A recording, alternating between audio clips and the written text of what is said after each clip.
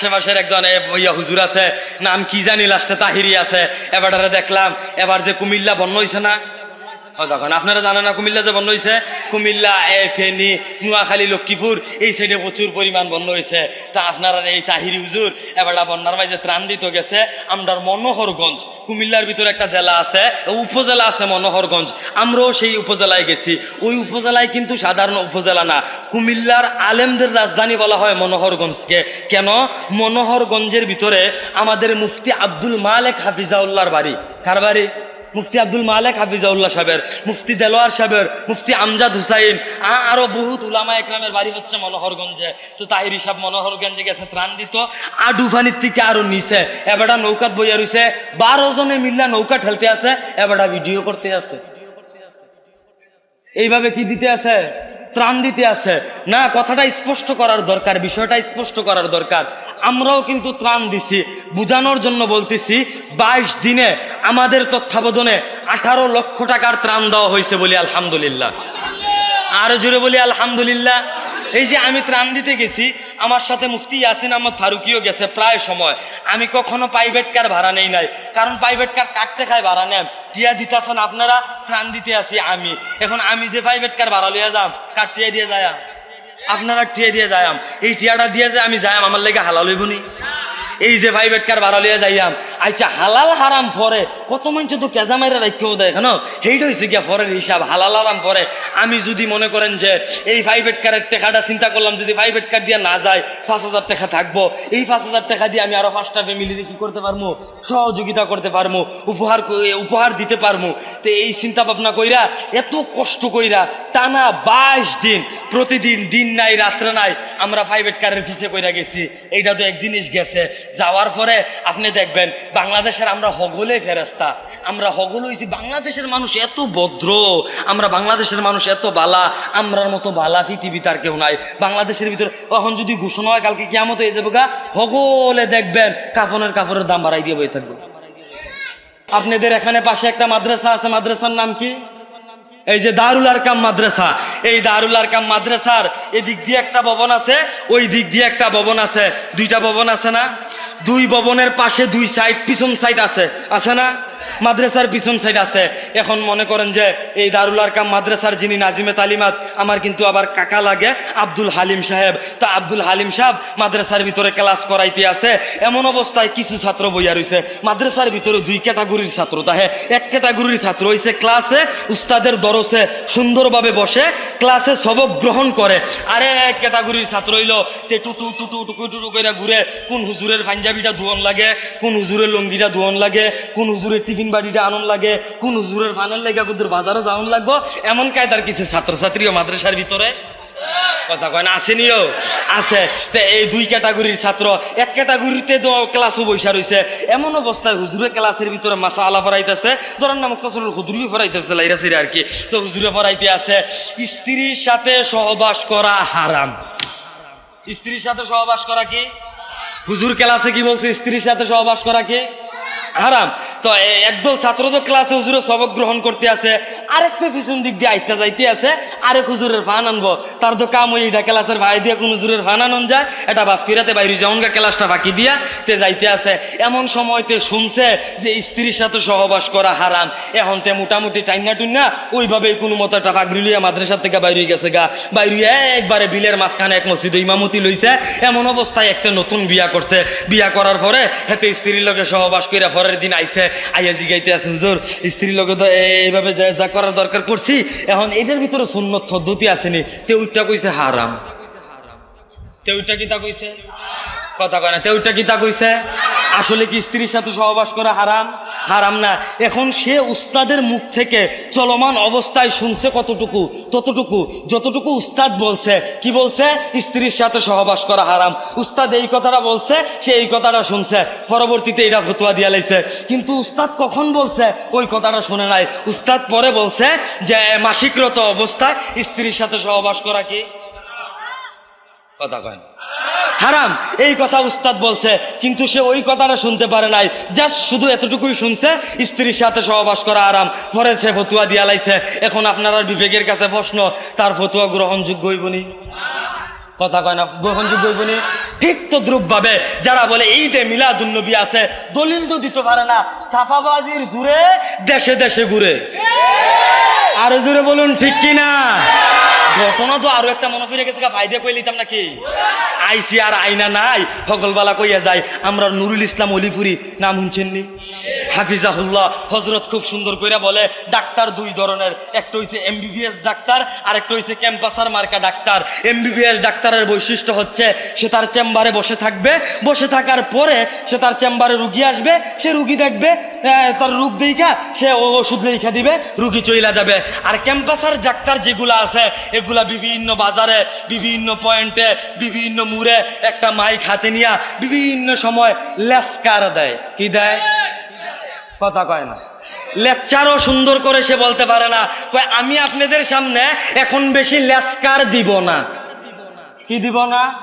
লেসকার দিব না। কইয়াও সে 1 ঘন্টার মোটামুটি লেসকার দিয়া সে গ্যারান্টি দেয়। বিভিন্ন সময় আপনার এমবিবিএস ডাক্তারকে সে আপনার ছুড়ে দেয়, চ্যালেঞ্জ ছুড়ে দেয় ওষুধ বিক্রি করার জন্য, তার ওষুধগুলা বিক্রি করার জন্য। এখন আপনার বিবেকের কাছে প্রশ্ন, এমবিবিএস ডাক্তার যদি তার চ্যালেঞ্জ গ্রহণ করে, তাহলে এমবিবিএস যে তার শব্দটা আছে এই শব্দের কি সম্মান থাকবে না বেইজ্জতি হবে? কথা কয় না। সম্মান থাকবে? সম্মান থাকবে না, বেইজ্জতি হয়ে যাবে। ঠিক তদ্রুপভাবে আহলে হক উলামা একরামরা বিভিন্ন সময় বেদাতিরা তারা বিভিন্ন কায়দায় ঈদে মিলাদুন্নবী আছে কইয়া তারা ঘোষণা দিতে আছে, ঈদে মিলাদুন্নবী আছে কইয়া চলতে আছে। কেমনে চলে? সাফার জুড়ে চলে, দলিলের জুড়ে তারা চলতে পারে না। এখন ঈদে মিলাদুন্নবী আমরা কই ঈদ আছে 2টা, ইতান্ডি কয় 3টা। কই হুঞ্চত কেমনে? কই যে আনন্দ নেসবত করে লাইছি। আনন্দ কি করে লাইছে? আনন্দ কি করে লাইছে? নেসবত করে লাইছে। ও যুবক ফুলাফাইন যেটি বিয়া করছে না, এটি তো প্রতিদিন রাইতেই চিন্তা ভাবনা করতে আছে, হারে বিয়া করলে প্রথম রাইতে কেমনে কাটায়াম, কিভাবে চলন যায়, কিভাবে কায়দা করে থাকুন যায়, বিভিন্ন চিন্তা ভাবনা আছে না। যুবক ফুলাফাইন যেটি বিয়া করছে না এটি বিভিন্নভাবে চিন্তা ভাবনা করে। বিয়ার যেই প্রথম রাইতরা এটা আনন্দের না দুঃখের? এখন এইটার লাগে ঈদ লাগাস না কেরে? কথা কয় না। এইটার লগে ঈদ লাগাস না কেরে? এইটার লগে ঈদ লাগায় না। আচ্ছা, এখন ঈদ লাগাইলো কেন? রাসূল আকরাম সাল্লাল্লাহু আলাইহি সাল্লাম দুনিয়াত আসছে খুশির দিন। কিসির দিন? খুশির দিন। এই জন্য এই তান্ডি ঈদ মিদ লাগাইছে, মিছিল মিটিং করছে। খালি মিছিল মিটিং কইরা যদি সীমাবদ্ধ থাকতো তাও তো সার লইলে। আজকে তো আমরা গাজী ইয়াকুব উসমানীর উপরে হামলাও করছে, শুনছেন নি আপনারা? কথা কয় না। ফেসবুকের মাধ্যমে শুনছেন না? মুহতারাম মাওলানা গাজী ইয়াকুব উসমানী, কামাল উদ্দিন দাইমি, তারার উপরে আজকে হামলা করছে। কারা করছে? বন্ড বেদাতিরা করছে। তারার অনেকে বেদাতি কয়, সুন্নি কয়, আবার অনেকে মাজার পূজারি কয়। মাজার পূজারি কেমনি কোন আপনারা? তারা মুশরিক হইয়া বইয়া রইছে। আমার কথা আপনারা বুঝছেন না। বুঝতে সব সময় একটু কষ্ট হয়। আমরা হুজুররা তো সব বিষয় খেয়াল করে না। আমার আবার কিছু কিছু বিষয় খেয়াল করুন লাগে। হাজের নাজের এটা কার গুণ? কথা কোন? হাজের নাজের এটা কার গুণ? আল্লাহ পাক রব্বুল আলামিনের গুণ, আল্লাহ পাক রব্বুল আলামিনের সিফত। এখন এই সিফত যদি আমি কোনো নবী রাসূলের উপরে নিসবত করি, এই সিফত যদি কোনো উলিয়ার উপরে নিসবত করি, এই সিফত যদি কোনো আলেমের উপরে নিসবত করি, এই সিফত যদি কোনো মানুষের উপর নিসবত করি, তাহলে কি হবে? শিরিক। যে শিরিক করে তাকে কি বলা হয়? মুশরিক। যে মুশরিক সে কি? কথা বুঝেন নাই? সহজ হিসাব, সংজ্ঞা, সহজ সংজ্ঞা। এগুলা কি আবার বাইঙ্গা চুরা কইয়া দন লাগে নাকি? হিতান্ডিরে লইয়াও মানুষ ফালাফালি করে, হিতান্ডিরে লইয়াও মানুষ নাচানাচি করে। অথচ রাসূল আকরাম সাল্লাল্লাহু আলাইহি সাল্লাম যখন দুনিয়ার মধ্যে আসছেন, রাসূল আকরাম সাল্লাল্লাহু আলাইহি সাল্লাম যখন আগমন করছেন, এই সমস্ত আগমনের ঘটনায় কোনো ইবাদত আছে? কথা কয় না। কোনো ইবাদত আছে? আপনারা কি কোনো ইবাদত করতে পারেন? কোনো সুন্নত আছে? কথা কয় না। কোনো সুন্নত আছে? নাই। কিন্তু রাসূল সাল্লাল্লাহু আলাইহি সাল্লামের সিরাত তথা রাসূল আকরাম সাল্লাল্লাহু আলাইহি সাল্লামের সমস্ত জিন্দেগির মধ্যে আমল রয়েছে, রাসূলের সুন্নাহ রয়েছে, আল্লাহ পাক রব্বুল আলামিনের দ্বীন রয়েছে। এখন আমরা যদি রাসূলের শুধু জন্ম নিয়ে আলোচনা করি, তাহলে রাসূলের সুন্নাহ সম্পর্কে অবগত হইতে পারবো না, রাসূলের সে আদর্শ সম্পর্কে অবগত হইতে পারবো না, আল্লাহর দ্বীন সম্পর্কে অবগত হইতে পারবো না।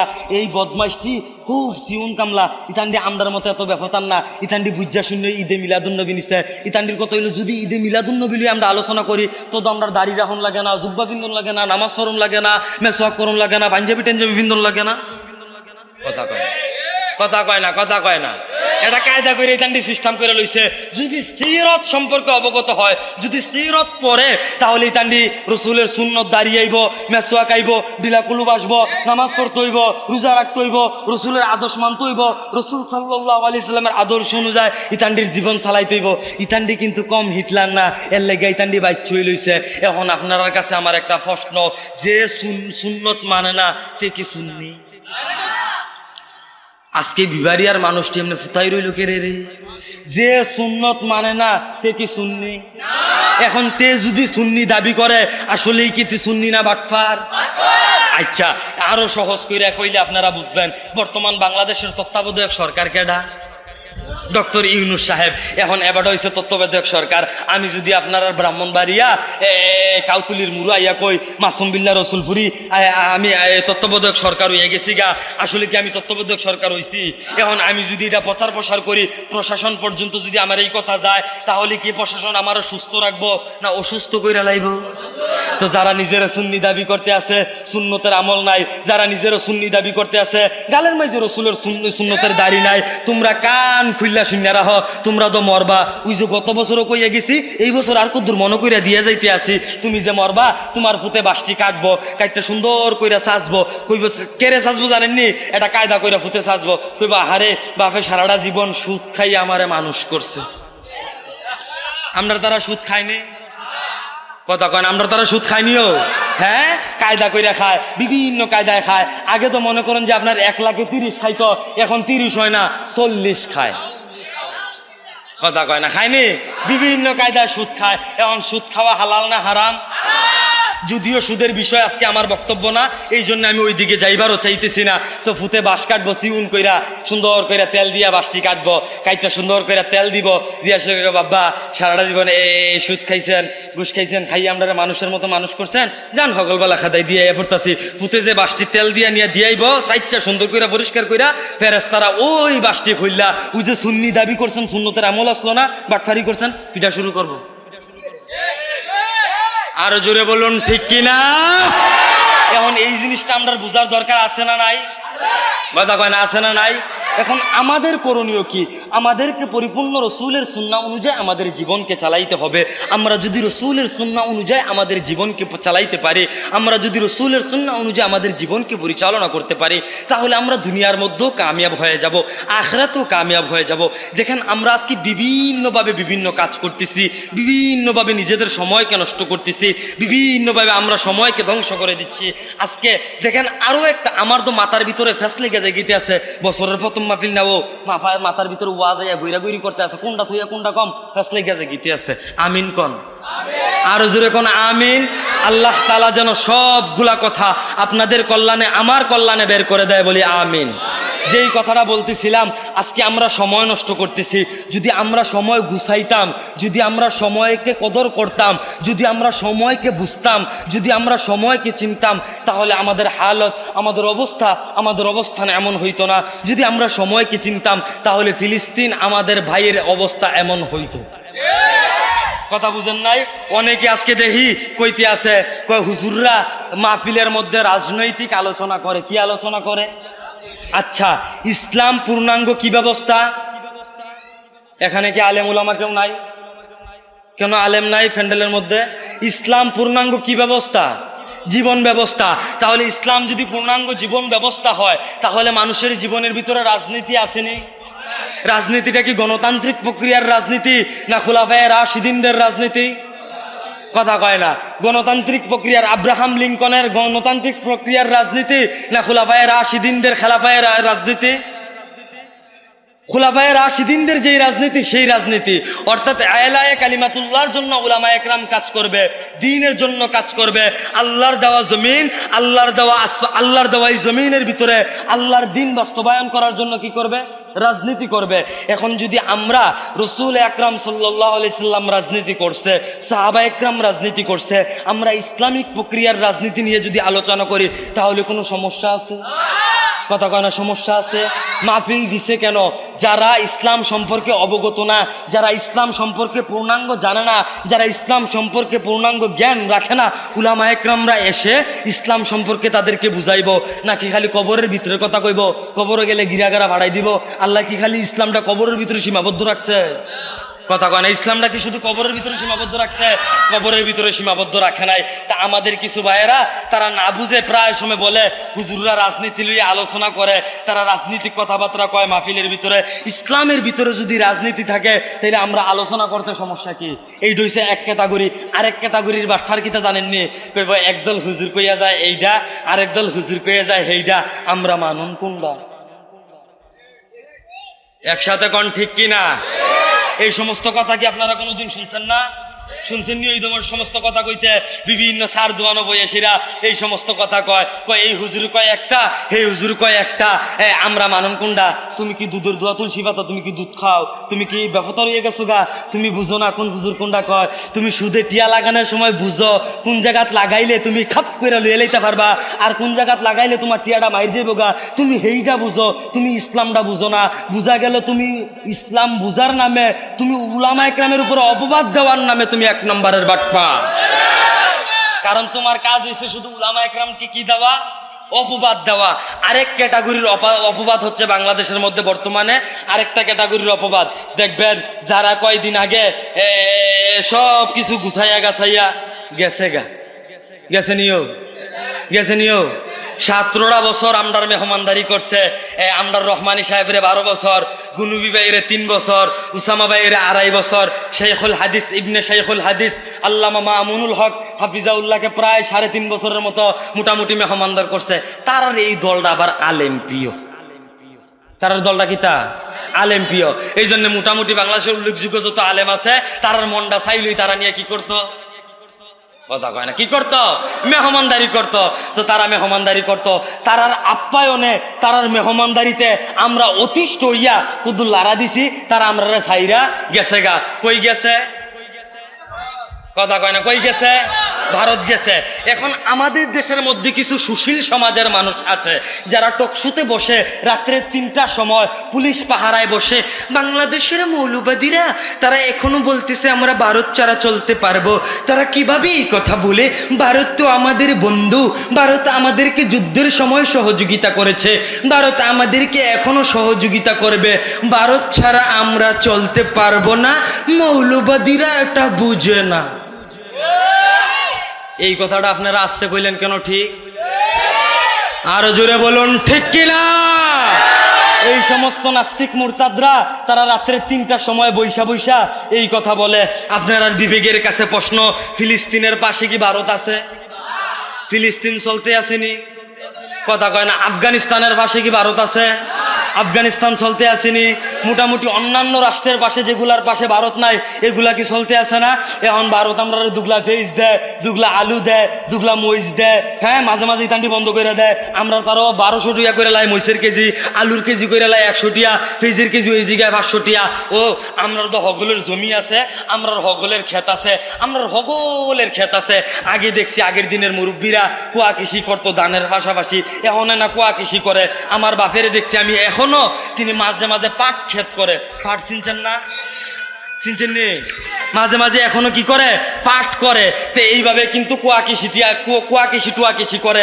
আগের দিনের মুরব্বীরা কইতে পারবো, আগের দিনের মানুষে রসুন টসুন কইরা তারা রসুন ঘরের কোনার মাঝে লটকাই রাখছে নিও। কথা কয় না, রাখছেনি? রসুন ঘরের কোনার মাঝে লটকাই রাখছে। নিজের ক্ষেতের রসুন তারা করছে, আস্তে ধীরে তয়তো দিলে খাইছে। কেউর কাছে আতফাদন লাগছে না, বাজারেও যাওন লাগছে না। কিন্তু এখন আমরা রসুন টসুন করি না। আজকে যদি আমরা রসুন, পেঁয়াজ, আলু এই সমস্ত ক্ষেতগুলা কইরা আমরা শরীরতলের ভিতরে টাল দিয়া রাখতাম, তাইলে ভারতের তারা সুন্দর কইরা কাটা তারের সিফার মাঝে আইয়া কই লইলে দুলাভাই দুগলা পেঁয়াজ নিয়েন, আমরা ওইটা কইলাম হইলে নেহি খায়েঙ্গা শরীরতলে। কথা কয় না। যখন আমরা নিজেরা চাষাবাদ করব তখন ভারতের গুলামি করতে হবে না। আমাদের শায়েখ মুফতি মাহমুদ হাসান গুনুবি হাফিজাউল্লাহ তিনি সব সময় বলেন, আগামী প্রজন্মকে, আপনার সন্তানকে, মুসলিম উম্মাকে ভারত বিদ্বেষী বানান। কি বানান? আওয়াজ করে বলুন, কি বানান? কেন বানান? তারা মুসলমানদের চিরন্ত শত্রু, তারা মুসলমানদের কখনো বন্ধু হইতে পারে না। আওয়ামী লীগ সরকার ক্ষমতায় থাকতে আমি উবাইদুল কাদের সাসার একবার কইয়াল ইসলাম মাহফিলের ভিতরে, কারণ আমরা ভিডিও তো সাসারা পর্যন্ত যায়, সচিবালয় পর্যন্ত যায়, এনএসআই পর্যন্ত আমাদের ভিডিওগুলা দেখে, দেখা সরকারি প্রধানমন্ত্রীর কার্যালয় পর্যন্ত আমাদের বক্তব্যগুলা নোট কইরা রিপোর্ট করে তারা এনএসআই লোকেরা। তো ওই সুবাদে মেসেজ তারা পর্যন্ত যাইব চিন্তা ভাবনা কইরা কইসলাম, ভাই সাহেব আপনারা যে মিডিয়ার সামনে আইয়া বড় বড় ফাকনা ফাকনা কথা কন, এ হাইয়া কন ভারত আমরার বন্ধু, আপনার কাছে সিউন একটা প্রশ্ন, নেপালের তারা, ভুটানের তারা ভারতও ঢুকতে তারা শুধু এনআইডি কার্ড দেখাইলেই এনাফ, তারা ভারতের ভিতরে ঢুকতে পারে, যারা নেপালের নাগরিক, যারা ভুটানের নাগরিক। আমরা বাংলাদেশের তারা ভিসা লইতে গেলে তো ভিটাভিটি কেড়ে কথা কয় না। দল ভারতের পাশাপাশি কয়েকটা দেশ আছে, বাংলাদেশ, মিয়ানমার, ভুটান, নেপাল, পাকিস্তান, আফগানিস্তান, শ্রীলঙ্কা। ভারতের ভিতরে ঢুকতে কোনো ভিসা লাগে না, শ্রীলঙ্কার, নেপালের, ভুটানের, এরপরে আপনার মিয়ানমারের শুধু ভিসা লাগে কি ফিটাফিটি করণ লাগে।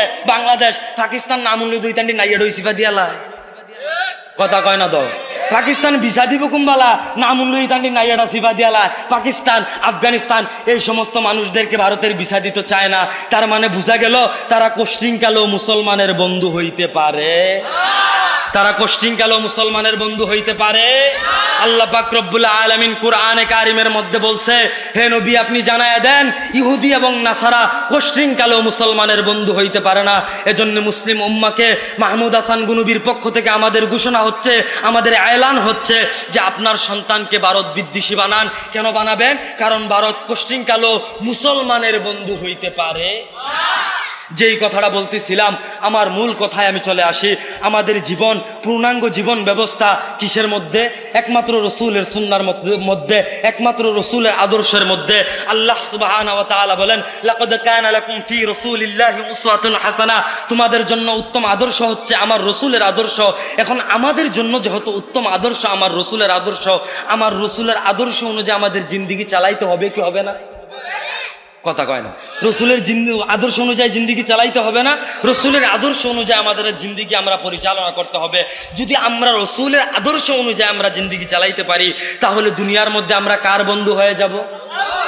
কথা কয় না। কার বন্ধু হয়ে যাব? আল্লাহ পাক রব্বুল আলামিনের বন্ধু হয়ে যাব। যারা দুনিয়ার মধ্যে আল্লাহ পাক রব্বুল আলামিনের বন্ধু হয়ে যায়, তাদের ব্যাপারে আল্লাহ পাক রব্বুল আলামিনের ঘোষণা হচ্ছে, তোমাদের দুনিয়ার মধ্যে কোনো ভয় নাই, আখিরাতের মধ্যেও কোনো ভয় নাই। যারা কার বন্ধু? কথা কয় না। যারা কার বন্ধু? আল্লাহর বন্ধু। যারা আল্লাহ পাক রব্বুল আলামিনের বন্ধু, তাদের দুনিয়াতেও কোনো ভয় নাই, আখিরাতেও ভয় নাই। এখন আমাদের আল্লাহ পাক রব্বুল আলামিনের বন্ধু হওয়ার দরকার আছে না নাই? কথা কয় না, আছে না নাই? এখন আল্লাহ পাক রব্বুল আলামিনের বন্ধু হইতে পারবো কয়েকটা গুণ থাকলে। কয়েকটা কি থাকলে? গুণ থাকলে।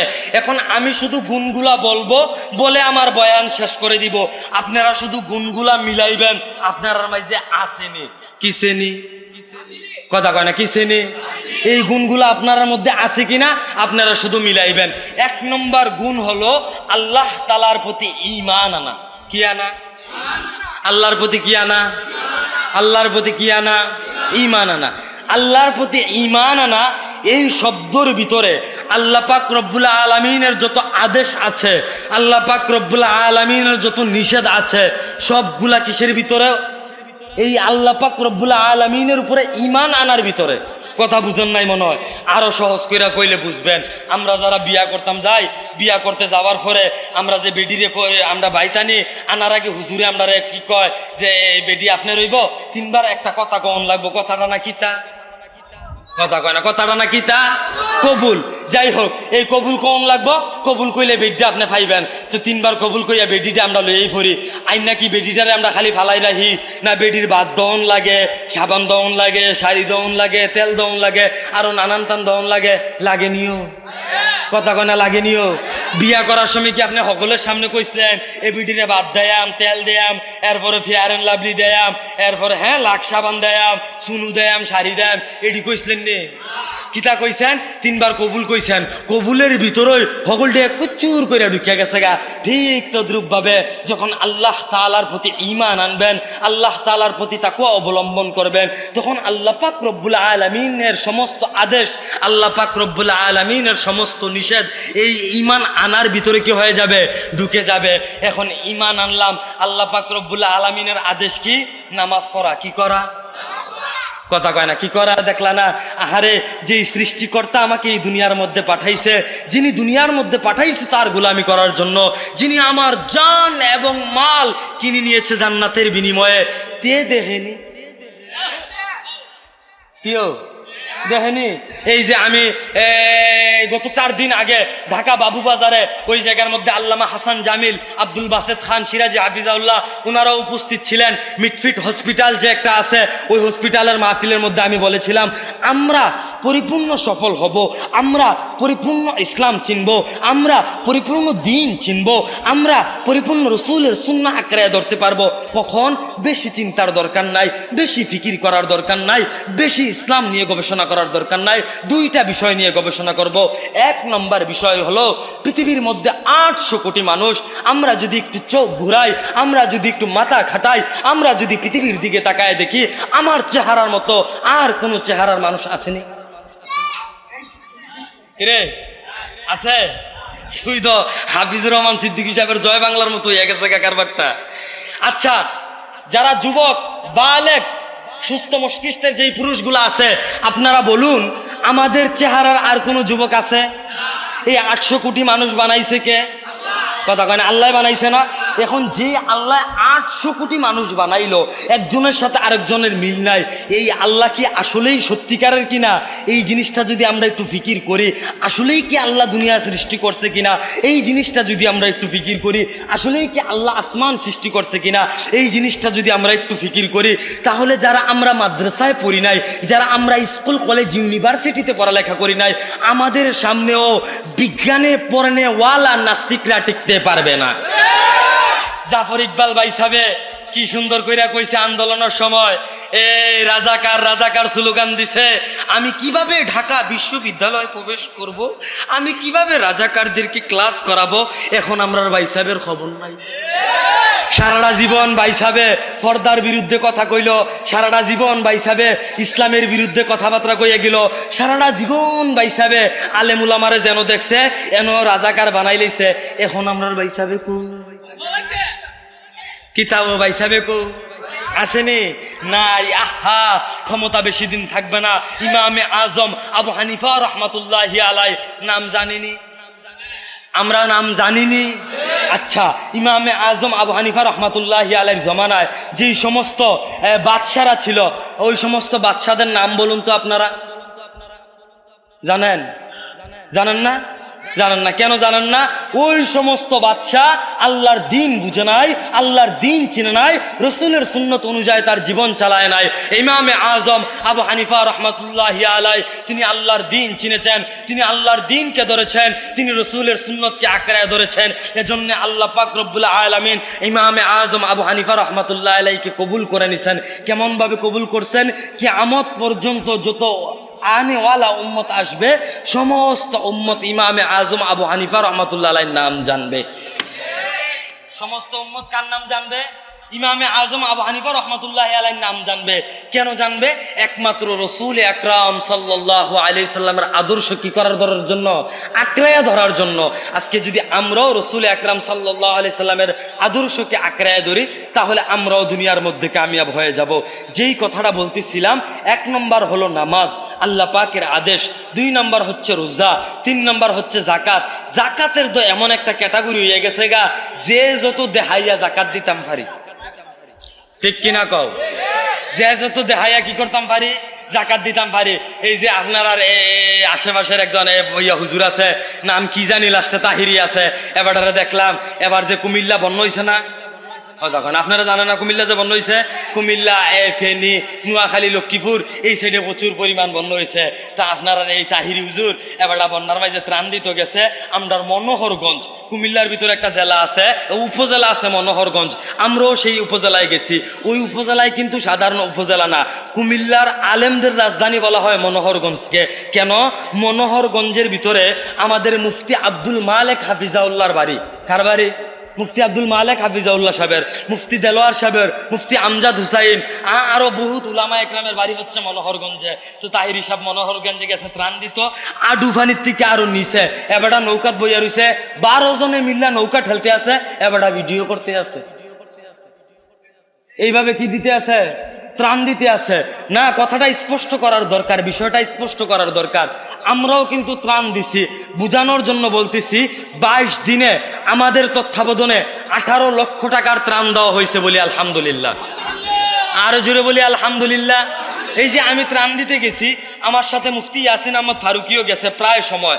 আমি কখনো প্রাইভেট কার ভাড়া নেই নাই, কারণ প্রাইভেট কার কাটতে খায় ভাড়া নেন, টিয়া দিতেছেন আপনারা, ত্রাণ দিতে আসি আমি।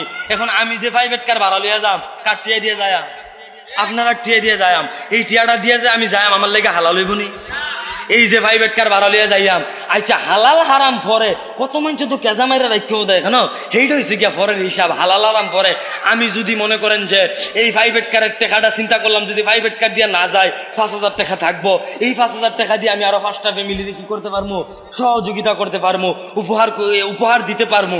তো এই চিন্তা ভাবনা কইরা, এত কষ্ট কইরা টানা 22 দিন, প্রতিদিন দিন নাই রাত্রে নাই আমরা প্রাইভেট কারের ফিসে কইরা গেছি।